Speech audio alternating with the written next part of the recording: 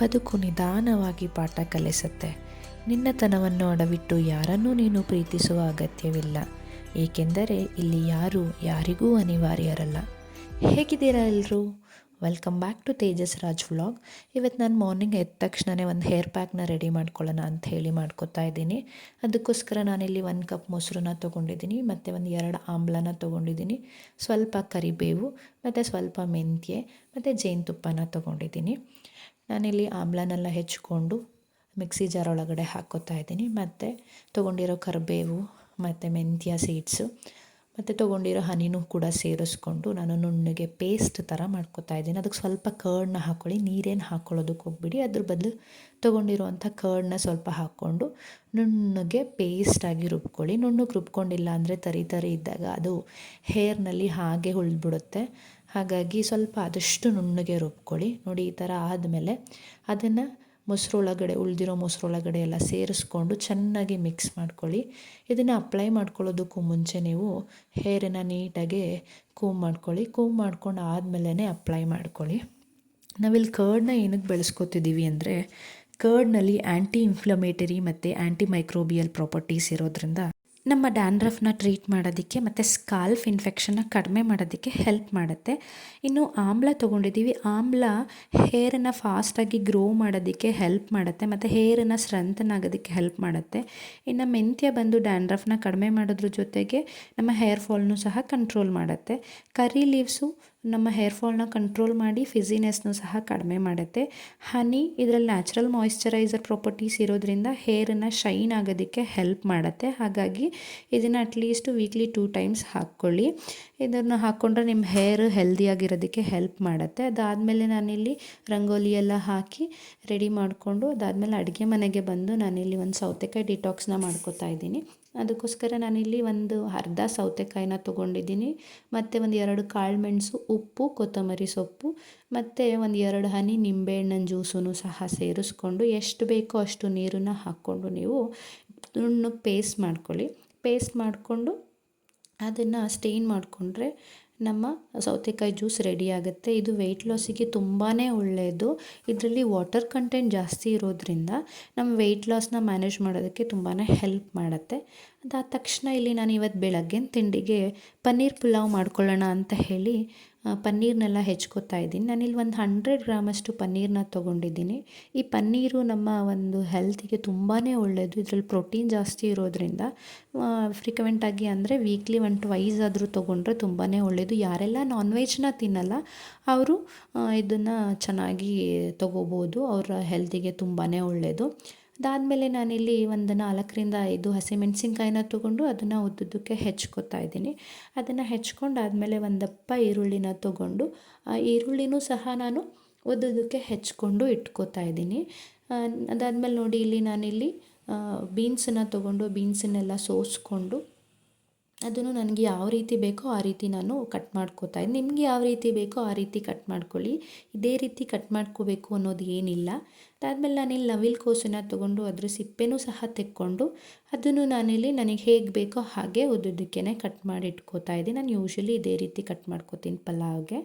ಅದಾದಮೇಲೆ ನಾನಿಲ್ಲಿ 1 ಕ್ಯಾಪ್ಸಿಕಮ್ನ ಸಣ್ಣ ಕ್ಯಾಪ್ಸಿಕಮ್ನ ತೊಗೊಂಡಿದ್ದೀನಿ ತೊಳೆದು, ಅದನ್ನು ಸಹ ನಾನು ಇಲ್ಲಿ ಕಟ್ ಮಾಡಿ ಇಟ್ಕೋತಾ ಇದ್ದೀನಿ. ನೀವು ತರಕಾರಿನ ಆದಷ್ಟು ಜಾಸ್ತಿನೇ ಬೆಳೆಸ್ಕೊಳ್ಳಿ, ಏಕೆಂದರೆ ತರಕಾರಿ ನಮ್ಮ ದೇಹಕ್ಕೆ ತುಂಬಾ ಒಳ್ಳೆಯದು.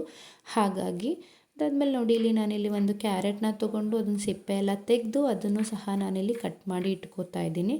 ಇಲ್ಲಿ ನಿಮಗೆ ತರಕಾರಿ ಸಣ್ಣ ಸಣ್ಣದಾಗಿ ಬೇಕು ಅಂದರೆ ಹಾಗೂ ಕಟ್ ಮಾಡಿ ಇಟ್ಕೊಳ್ಳಿ. ಕೆಲವ್ರ ಮನೇಲಿ ಮಕ್ಕಳು ಹೀಗೆ ಈ ರೀತಿ ಉದ್ದುದ್ದ ಹೆಚ್ಚಿದ್ರೆ ಬಾಯಿಗೆ ಸಿಗುತ್ತಲ್ಲ, ಹಾಗಾಗಿ ತಿನ್ನಲ್ಲ, ತರಕಾರಿ ಸೈಡಿಗೆ ಎತ್ತಿಡ್ತಾರೆ.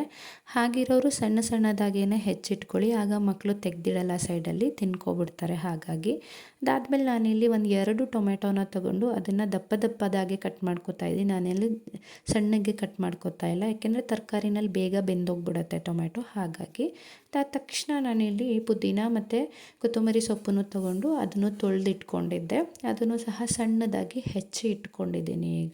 ಈಗ ನೋಡಿ, ಪಲಾವ್ಗೆ ಬೇಕಿರೋ ಅಂಥದ್ದು ಎಲ್ಲದು ರೆಡಿಯಾಗಿದೆ, ಇನ್ಕ್ಲೂಡಿಂಗ್ ಶುಂಠಿ ಬೆಳ್ಳುಳ್ಳಿ ಪೇಸ್ಟನ್ನು ರೆಡಿ ಮಾಡ್ಕೊಂಡಿದ್ದೀನಿ.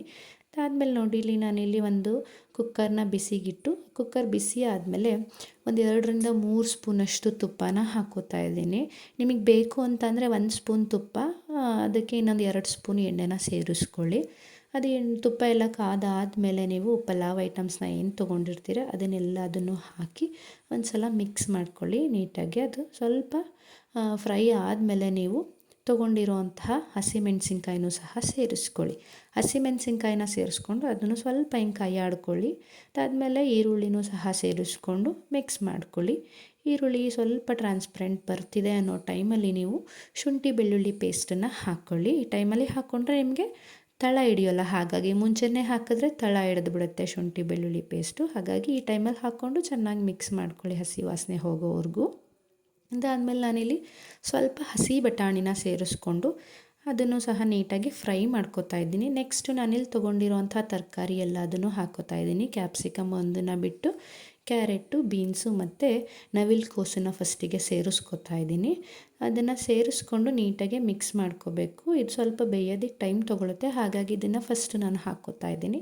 ಹಾಕ್ಕೊಂಡು ನೀಟಾಗಿ ಫ್ರೈ ಮಾಡ್ಕೊಳ್ಳಿ ಎಣ್ಣೆಯಲ್ಲಿ. ಅದು ಸ್ವಲ್ಪ ಫ್ರೈ ಆದಮೇಲೆ ನೀವು ಕ್ಯಾಪ್ಸಿಕಮ್ನ ಹಾಕ್ಕೊಂಡು ಮಿಕ್ಸ್ ಮಾಡ್ಕೊಳ್ಳಿ. ಇದನ್ನು ನೀಟಾಗಿ ಮಿಕ್ಸ್ ಮಾಡ್ಕೊಂಡಿದ್ದಾದಮೇಲೆ ಸ್ವಲ್ಪ ಎಲ್ಲ ಬೇಯ್ತಾ ಇದೆ ಅನ್ಬೇಕಾದ್ರೆ ನೀವು ಈ ಟೈಮಲ್ಲಿ ಟೊಮೆಟೊನ ಸೇರಿಸ್ಕೊಳ್ಳಿ. ಟೊಮೆಟೊನೂ ಸಹ ಸೇರಿಸ್ಕೊಂಡಾದ್ಮೇಲೆ ನೀಟಾಗಿ ಒಂದು ಸಲ ಮಿಕ್ಸ್ ಮಾಡ್ಕೊಳ್ಳಿ. ಟೊಮೆಟೊ ಈ ಟೈಮಲ್ಲೇ ಸೇರಿಸ್ಕೋಬೇಕು. ಯಾಕೆ ಅಂತ ಅಂದರೆ ಮುಂಚೆನೇ ಸೇರಿಸ್ಕೊಂಡ್ರೆ ತರಕಾರಿ ಎಷ್ಟು ಚೆನ್ನಾಗಿ ಬೇಯಲ್ಲ, ಹಾಗಾಗಿ ಮುಂಚೆನೇ ಸೇರಿಸ್ಕೊಳ್ಳೋಕೆ ಹೋಗಬೇಡಿ. ನೋಡಿ ಟೊಮೆಟೊ ಎಲ್ಲ ಹಾಕಿ ಆದಮೇಲೆ ನಿಮಗೆ ಎಷ್ಟು ಬೇಕೋ ಅಷ್ಟು ರುಚಿಗೆ ತಕ್ಕಷ್ಟು ಉಪ್ಪನ್ನು ಹಾಕ್ಕೊಳ್ಳಿ. ನಿಮ್ಮ ರುಚಿಗೆ ತಕ್ಕಷ್ಟು ಅದನ್ನು ಹಾಕ್ಕೊಂಡು ಇನ್ನೊಂದು ಸಲ ನೀಟಾಗಿ ಮಿಕ್ಸ್ ಮಾಡ್ಕೊಳ್ಳಿ. ನೀವು ಚೆಂದ ಮಿಕ್ಸ್ ಮಾಡಬೇಕು ಎಣ್ಣೆಯಲ್ಲಿ, ಎಲ್ಲ ತರಕಾರಿಗೆಲ್ಲ ನೀಟಾಗಿ ಉಪ್ಪೆಲ್ಲ ಇಳಿಯೋ ರೀತಿ ಮಿಕ್ಸ್ ಮಾಡಿ ಆದಮೇಲೆ ಈಗ ನಾನಿಲ್ಲಿ 1.5 ಸ್ಪೂನಷ್ಟು ಧನಿಯಾ ಪೌಡರ್ನ ಹಾಕ್ಕೊಂಡಿದ್ದೀನಿ. ನಾನಿಲ್ಲಿ ಮನೆಯಲ್ಲೇ ಮಾಡಿರೋವಂಥ ಧನಿಯಾ ಪೌಡರ್ನ ಬಳಸ್ಕೊತಾ ಇದ್ದೀನಿ.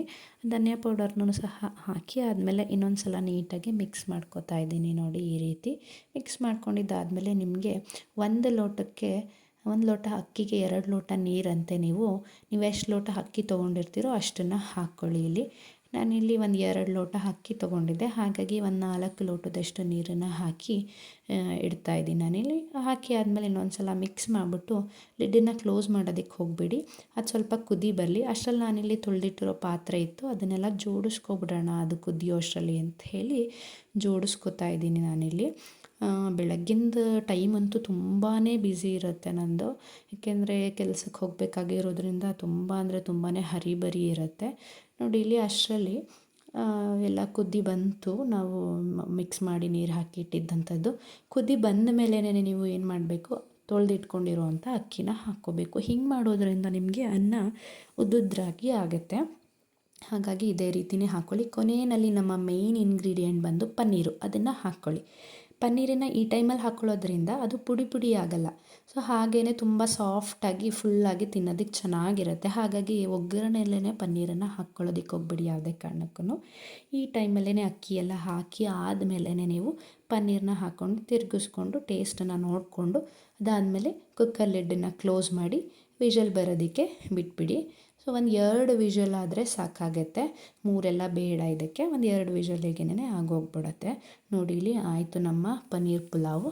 ಅದಾದಮೇಲೆ ಒಂದು ಸಲ ನೀಟಾಗಿ ನೀವು ಮಿಕ್ಸ್ ಮಾಡ್ಕೊಳ್ಳಿ. ಚೆಂದ ಮಿಕ್ಸ್ ಮಾಡಬೇಕು ನೀವು, ಏಕೆಂತಂದರೆ ಉಪ್ಪು ಖಾರ ಎಲ್ಲ ಒಂದು ಕಡೆ ಬಂದು ಸೇರ್ಕೊಂಬಿಟ್ಟಿರುತ್ತೆ, ಅದೆಲ್ಲ ಅದ್ರ ಕಡೆ ಸ್ಪ್ರೆಡ್ ಆಗೋ ರೀತಿ ಮಾಡ್ಕೊಳ್ಳಿ. ನೋಡಿ ಅದಾದಮೇಲೆ ನಮ್ಮ ಪಲಾವ್ ರೆಡಿಯಾಗಿದೆ. ಅಷ್ಟರಲ್ಲಿ ನನಗೂ ಟೈಮ್ ಆಯಿತು, ಎಲ್ಲ ಪ್ಯಾಕ್ ಮಾಡ್ಕೊಂಡು ಹೊರಡ್ತಾ ಇದ್ದು. ನನ್ನ ಮಗನಿಗೂ ತಿಂಡಿ ಕೊಟ್ಟು ಅವನು ರೆಡಿ ಮಾಡಿ ನಾನೆಲ್ಲಿ ಹೊರಡ್ತಾ ಇದ್ದೀನಿ. ಇದಾಗಿತ್ತು ನನ್ನ ಬ್ಯುಸಿ ಮಾರ್ನಿಂಗ್ ವ್ಲಾಗ್. ಎಲ್ರಿಗೂ ಇಷ್ಟ ಆಗಿದೆ ಅಂದ್ಕೋತೀನಿ. ಇವತ್ತಿಗಿಷ್ಟೇ, ಸಿಗೋಣ ಮತ್ತೆ. ಬಾಯ್.